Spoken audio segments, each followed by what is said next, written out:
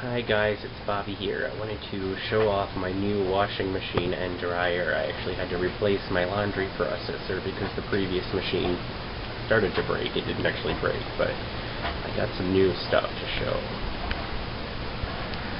So what I ended up getting was actually the Hair portable washer. It's a top-load washer, and I got the companion dryer as well. My previous machine, let me turn this off so that it's easier to hear me. My previous machine was an EdgeStar combo unit. It was a 2-in-1 front loader that was a condenser dryer and a washer at the same time, and while it worked well, it took forever to dry, and the capacity was really small. So the pump started making noise, and it started to sound pretty bad in the spin cycle. So I just took it out to the curb and replaced it with these things. I got them for like just under $500. So the dryer runs on 110 volts, so it's not anything that needs 220, but it still dries really well. I do like that part, but I have it hooked up there to a little pantyhose on the exhaust tube because I don't have venting. But you know what? This apartment complex doesn't fix the laundry machines that they have, so even though it might be violating the building code to do that, I don't care at all. So this is the inside of the washer. So it's got a stainless steel top, it's really shiny, and it doesn't have an agitator. All it has is a wash plate at the bottom. So, you know, that actually saves room in the tub, which allows for more clothes, because it is only 1 cubic foot, it's not very big, so not having an agitator is a good thing. They say that this also cleans better and is more gentle on the clothes. I don't know if that's true or not. I do know that this machine gets a lot of lint. It expels it out the pump, but that's okay, I guess. It does seem to clean okay. It's not great by any means, but it's alright. You do need to pre-treat stains with this thing. But, you know, I actually downgraded because my other machine had a heater. It was front load. It had detergent dispensers. This one does not have a detergent dispenser or a heater, so, you know, that's something to consider, but it's also, it was $200 just for the washer. The dryer added a little bit to that price, but, you know, the other machine, the front loaders with heaters, they're about $1,000, $1,200 to $1,500, so I did save some money with that. I don't like the fact that it doesn't have a timer. I prefer a timer. These buttons drive me crazy because you have to press them multiple times to get what you want. You can't go back, you can't advance a cycle, you know, you have to start all over. If you want to make any changes, you've got to turn it off and then back on, so that really sucks. It really sucks. So the other thing is that you'll need to get a Downy ball if you decide to buy one of these, okay? And so a Downy ball. But the thing is, as it slides against this tub is ribbed, which I guess probably helps with the cleaning action, but it makes that noise whenever it hits the ribs. Very annoying. Can't sleep with it.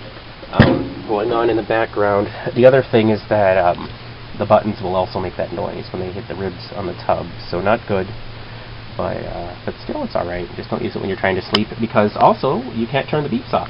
The buttons beep every time you press them, the machine beeps when you turn it on, and then it beeps 5 times to signal that it's done. So, yeah, you can't turn that off, which really sucks. And the dryer's the same way. Everything I said about the control panel in this one applies to the dryer as well. You can't turn off the beep. You've got to turn it off and then back on to change any setting, so after it's already been started. So that really does suck. But that is what it is. So basically what I did is I took the long hoses that I had from my other laundry processor, and I just put them on this one so that I can leave it in the closet out of the way, because my bathroom is too small. So I have the drain hose, and it's clear, so that's really cool because I can see how dirty the water was when it drains, and I have that draining into the bathtub. And then I've got the other hose hooked up to the sink. So the bathtub does get clogged, though. Sometimes I have a lint screen over the drain hole, and it gets filled within one washing sometimes. So, you know, that's pretty bad. So you'll need to use a lint screen over your drain probably if you're draining it into a bathtub or sink, because otherwise it could cause plumbing problems. But the first thing I wanted to do was to show the capacity of the machine just with a few clothes that I actually do need to wash. So one thing that I noticed it will fit is a queen size sheet. So this is my flat sheet, and a queen size sheet just fits right in there. And there's actually enough room still in there for pillowcases. So if you want to put a couple of pillowcases in there with it, that's just fine. That'll work. I wouldn't do any more than that. But let me show some other things. Alright, so I've got a towel and some socks. And I've got 2 t-shirts and some underwear.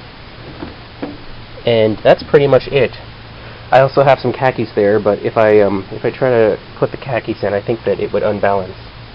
And I don't want that to happen, so I'm not going to try it. The machine does come unbalanced pretty easily, actually. It's not as good as a front loader would be in that respect. But when it spins, it's very quiet. It doesn't sound like a helicopter, so that's good. But unless it's unbalanced, and then it will shut off. But you know, it's actually not bad. But I would like to just start the machine and show you how it works, so you can see the wash action and kind of hear it running. Okay. And I actually do have homemade detergent that I have here, but I'm not going to use it because it doesn't make very many suds. So I actually would rather use the Tide because I want to show some bubble action.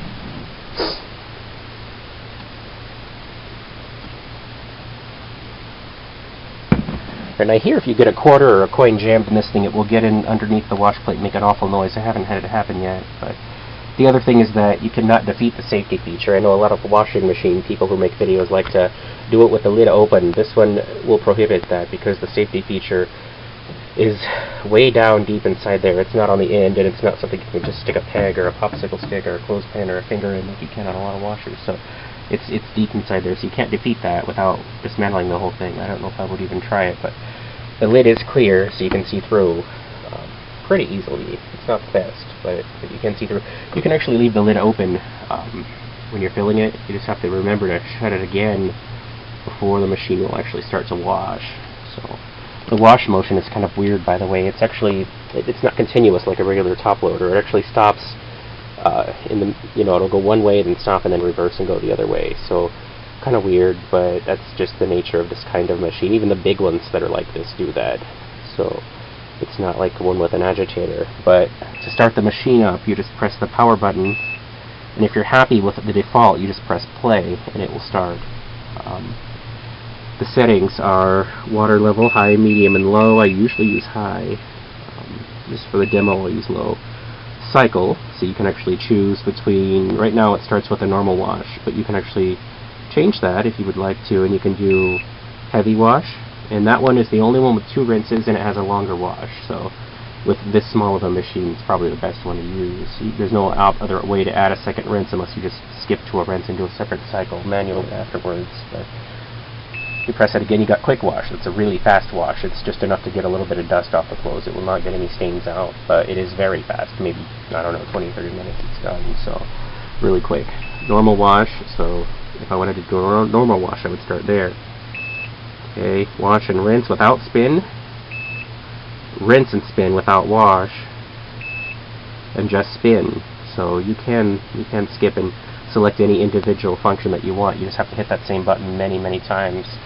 And so that can be a pain, but you start by pressing the play button. And you know what? I think you have to turn the water on first. Water's on. Okay. There. I don't know what the problem was.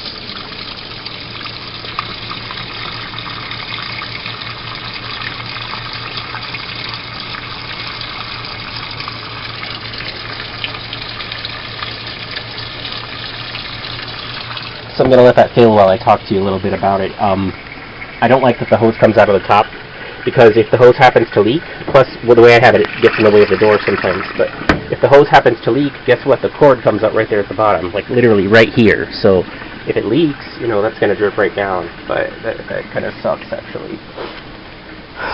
It does have wheels on the bottom. It also has some handles on the sides to help move it. It does also have a hook on the back for the cord, but nothing for the hose, so that's kind of silly. But there was something else I wanted to say. Oh yes, the control panel is very quirky. It actually it does weird things, like it'll stop in the middle of a cycle and just turn off sometimes if it becomes unbalanced or something for no reason, and it's not supposed to. It's supposed to pause, beep, let you know, and then you can just resume the cycle. That's what the book says anyway, but it doesn't work like that. So And then just like what it did when I tried to start it, there was no reason for it to not start when I hit the play button, and it just didn't do it. But now it's working fine. So I don't think there's anything wrong with it. I think it's just a quirky control panel. I mean, I've had it for like a week and a half, so you know, it's not something I've had in a long time. So I don't think it's faulty because it works fine normally, but I think it's just a quirk. But let me actually get my phone, because I found a better way to show the action by using the flashlight on my phone.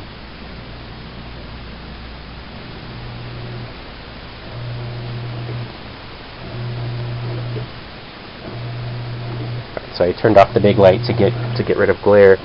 You know what? I did a bad thing. I actually I used warm water instead of cold, and the lid will fog up whenever you do that. But you can still kind of see in there how it's washing.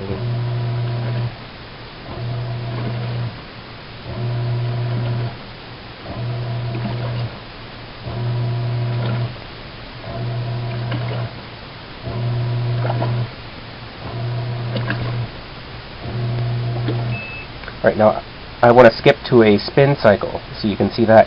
And to do that, I've got to turn the machine off, and back on, and then press all these buttons. There. Now it's spinning. Isn't that crazy? The water is falling out. It's just draining out of the bottom. And then it will start to spin.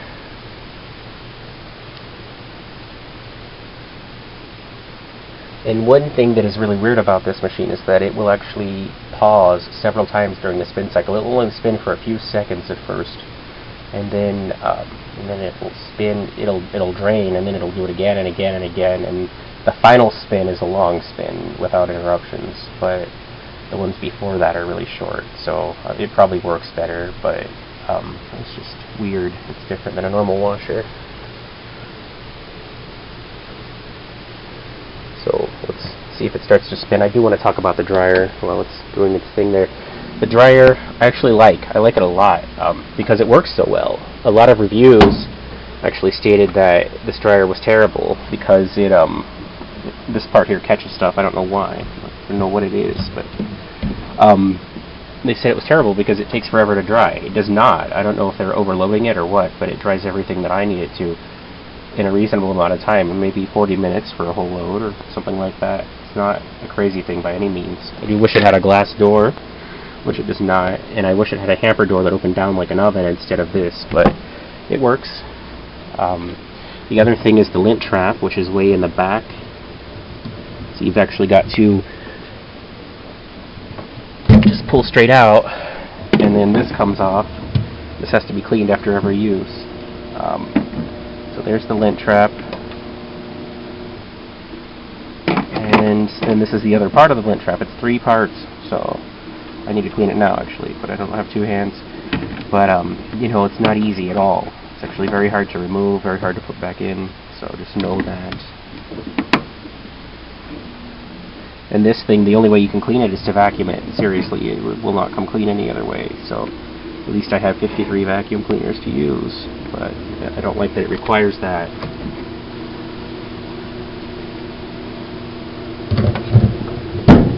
Now this dryer is meant to be hung on the wall with those things. It comes with those, and even the template to guide you in where to screw the hole, so you don't have to measure anything. But the problem that I have with it is that I tried to do it on the door because I thought it would hold it, and because I didn't want to drill into the wall because I didn't know if there was any wires or pipes behind the wall. I didn't want to cause any problems, so I thought it would hold, and no, it didn't. It actually started stripping the wood, so I had to take that off and put it on a table instead. But let's see, we're going to close the dryer, turn it on. Your options are high, low, and air dry, which is just turning the air dry turns the heater off, so you just have air drying the clothes. But they advertise 3 temperatures. I don't think a no temperature should be considered a temperature setting, but that is normal, heavy, and delicate for the auto dry, and that is the thing that has a sensor, so it'll actually tell you, it'll actually stop whenever it feels like it's dry. But sometimes that's not accurate. Sometimes the clothes are still wet, so the best thing to do is time to dry. which means you press that 4 times, and then you can actually change if you want it high, medium, or low, or no heat. You got 30 minutes, 60 minutes, 90 minutes, 120 minutes, or 150 minutes. So you can choose any of those times, and then it has lights for dry, cooling, end of cycle, and clean filter. One thing I don't like is that there's no timer on this dryer or the washer. No timer at all. So you actually cannot know how much longer the cycle has remaining, which really sucks, because sometimes you might want to know that. So I don't like that. But let me just start the dryer so you can hear it run. That's it. It's that quiet.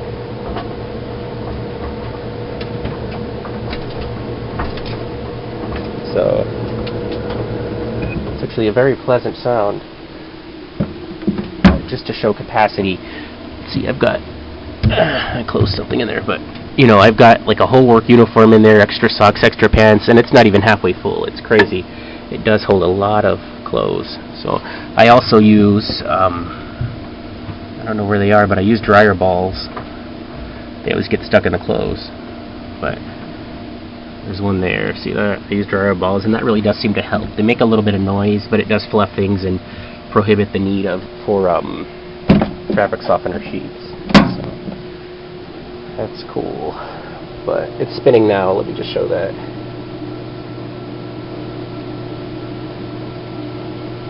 So it would probably work better if I actually showed it with clothes in it, and I will. I'll start a load of laundry next to just show the action of it with clothes in it. I just wanted to show the thing working by itself first.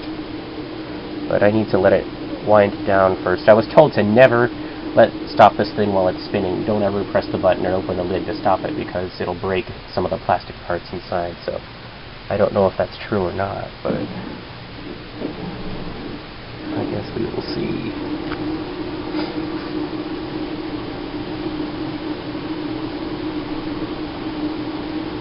Alright, so that's fine. It's not spinning now. So I've got to turn it off. Just add the clothes.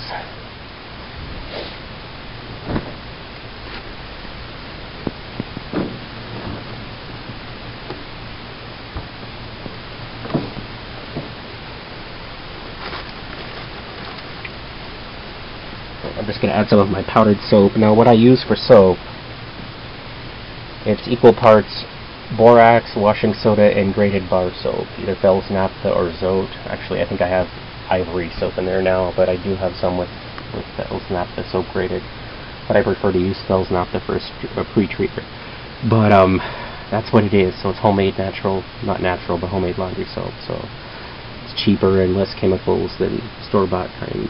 So I'm gonna just press play, turn it on, do a cycle for you so you can see the clothes move. I do want to point out that I have the machines plugged into a different outlet. So the washer's plugged in over here, and I have the dryer on that really heavy-duty extension cord, because I don't want to overload the circuit with them both running at the same time. It may not happen since this didn't have a heater, but I know my old one would overload the circuit just running by itself if I tried to use anything else on the same circuit. So I don't want to risk that, because these controls are electronic, and if they go out and a power surge happens or something, I'd be scared. I don't even want to use these during a storm, because there's nothing mechanical about the control panel, and I don't want to fry it.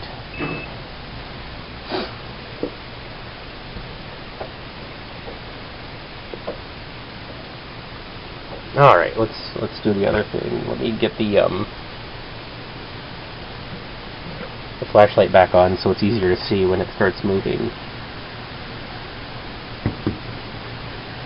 Let's see. Is that better? I think so.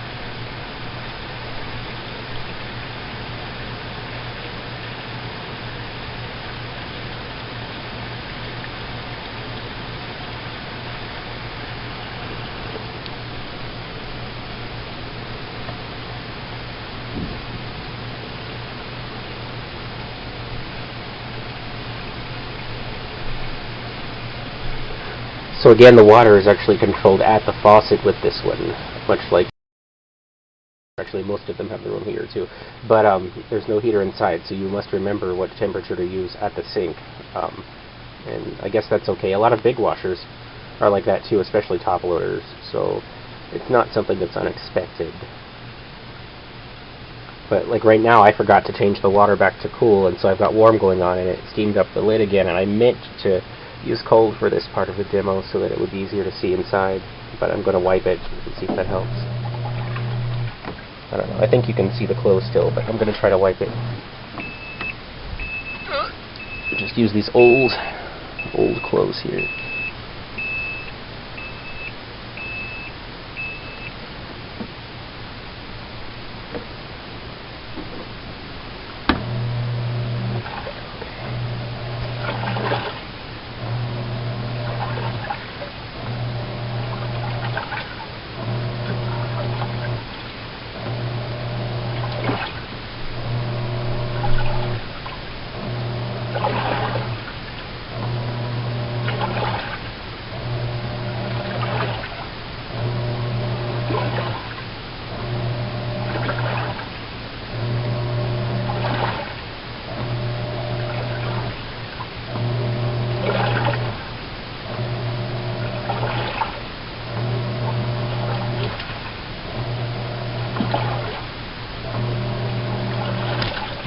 Try it with the light on as well and see what that does.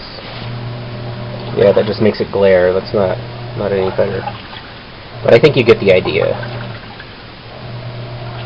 So I'm just going to let that continue to wash because it needs to wash. So one thing I did want to say is that putting it together was really easy. It actually you just put the legs on and screw the hoses on. It's really simple. Put the bottom plate on with six screws. I'm sure it was 6. Yes, 6. I had to think about that. 6 screws, and some people in the reviews said they had trouble with the screws on the bottom plate. It was very easy and intuitive for me, so I didn't have any problem with that.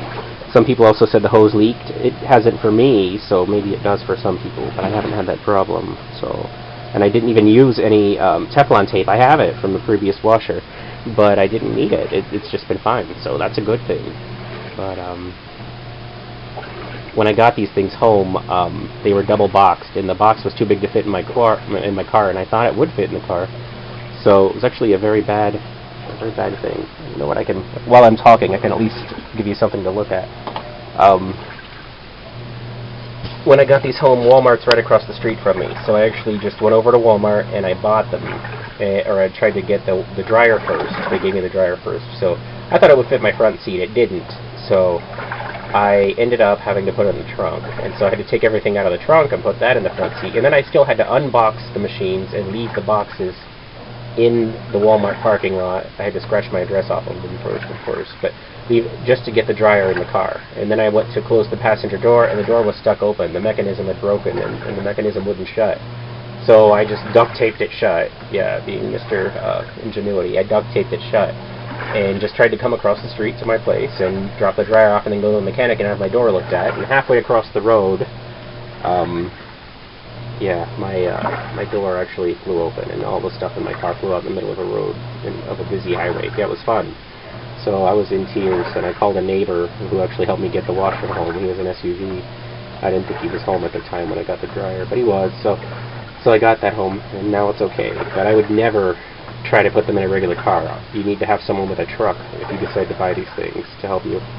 So just know that. By the way, the car door fixed itself, so the door actually shut as I was pulling into the mechanic, and it's been shut ever since. I'm scared to even think about opening it again, but my car's 10 years old, so I don't really want to spend the money on getting it fixed unless it's something vital, because I want a new one. So don't put them in your car. Get a truck, get an SUV, get anything. I could have actually rented a U-Haul van, and I should have done that, but I did not. So I thought they would be smaller than they were. But wow, that water is getting pretty murky. Now, I'm not going to stand here for the whole wash cycle. I don't want to do it. But you know what? Let me just go ahead and fast forward to a spin just for fun. And so to do that, I'm going to have to pause, off, on, and then skip to a spin. Okay, so we're skipping to a spin. I'm going to press play so you can see that part of it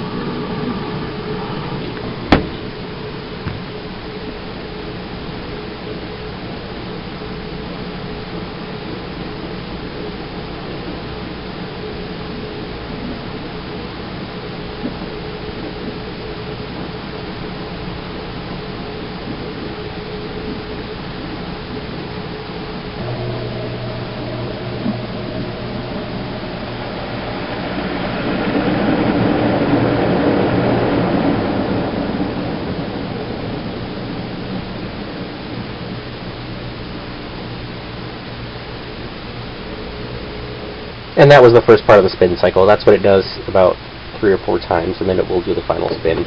But, that's okay. I'm just going to let it, I'm going to pause it actually. So I've got to rewash them because I didn't watch long enough. I just wanted to show that stuff for the video. So anyway, yeah, I'm sorry that that this was so choppy. I'm not used to doing washing machine videos. I'm used to doing vacuum and sewing machine videos. So I just wanted to share my new. If you want to see my old washer, it's actually in a previous video I did about a year ago. It's actually gone now. I took it outside to the dumpster, but it kind of looked sad just sitting there. I felt so bad. It was like saying goodbye to an old friend, but you know, it served its purpose. And that one I got used for $200 on Craigslist, so I got this one brand new for the same price. So plus I got a dryer for a couple hundred more. So very, very happy with just having a dryer. That's really cool. The washer, I'm kind of iffy still about, but the dryer is awesome. So it's nice to not have to hang my clothes. But anyway, guys, that's it. If you have any questions about these because you're maybe thinking about buying one or you're just curious, just let me know and I'll try to answer them as well as I can. I really can't talk about durability yet because I haven't had it very long. So if it breaks or something, I will update and let everybody know that happened, and then I'll get an LG instead or something equivalent to replace it, a front loader.